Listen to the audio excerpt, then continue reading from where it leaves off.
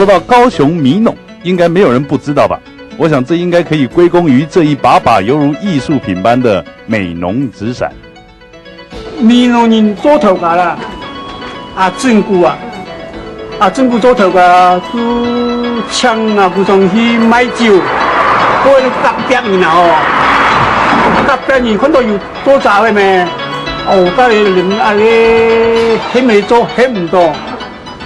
一條狗燉那個，一條狗燉，以後咧打條狗咧拉嘢買多來，買嚟多錢，買嚟台灣狗啊嚟，這個米狗啊嚟推出嘅。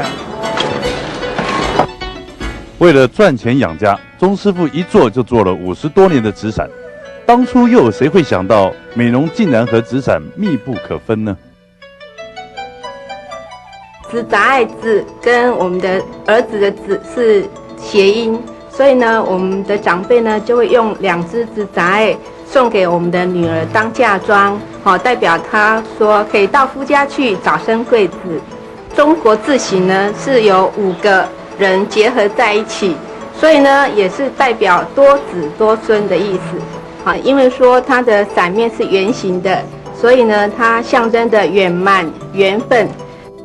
闽南有在讲上雨伞会散去，这对乐天知命的客家人而言是一件大错特错的想法。做伞几十年的老师傅更是顾不了这么多，这一绕一线的好手艺，在以前可都是大吉大利、大富贵的象征啊！我要嘞，有卖过8個幾呢？一年了。一天呢，卖8個幾呢？有卖2萬元的呢。2萬元了，一天呢，1年哦，卖裝飾品。你比如看这里，宽雕啦，宽雕当个什么？花穗呀，你宽雕啦。那个10多年呢。10多年。要归我传，要归什么多欢迎哦。老师傅削的伞骨，现在都从大陆进口，没有人再削了。连着纸面的柿子水，由于时代的进步，也改成了树脂白胶。老师傅他一个人一天可以做2、3把伞，但是现在的学徒只要能学会其中的几个步骤，就已经很难得了。我教冇嘢學嘅，你嘅矮咧唔當上班過以前呢，對飯條拜都該要工錢。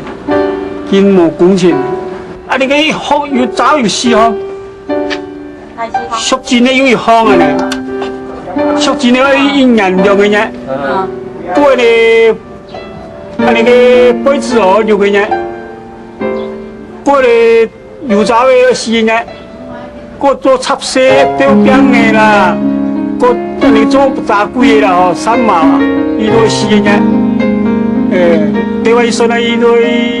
都3年了，一天那3萬做，普通人2期啦，都比3萬，2期啊。不過不3萬條都2期、3期、4期啊，你為什麼做下先呢？我做美工呢。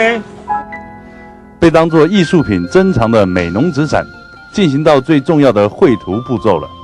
师傅们所有的辛劳和努力，都在这画龙点睛的一个步骤后，被完美的呈现出来。完成了这一把把代表美浓的油纸伞，你说它是一件装饰品呢，或说它是一件纪念品？但对美浓人来说，这伞上所描绘的却是一段真真实实曾经发生过的历史。我们不知道到底接下来纸伞的发展会如何。老师傅笑笑地说，他也不知道。可是问他会不会担心有一天会失传，老师傅说什么也不相信，因为纸伞就是美浓的一部分。